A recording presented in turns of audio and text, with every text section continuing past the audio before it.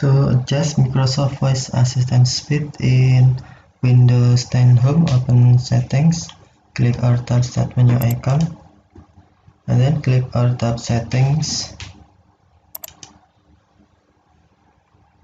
Select Time and Language, and then select Speak.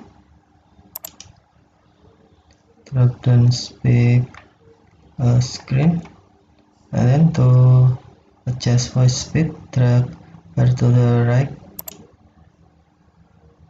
to for fast, or drag to the left to slow. You For have example, tab selected review voice. Microsoft Sierra as the default voice. Drag to the right to fast. You have selected Microsoft Sierra as the default voice. You have selected Microsoft Sierra as the default voice. You have selected Microsoft Sierra as the default voice. You have selected Microsoft Sierra as the default voice. You have selected Microsoft Sierra as the default voice. Okay, thank you for watching. Have a nice day.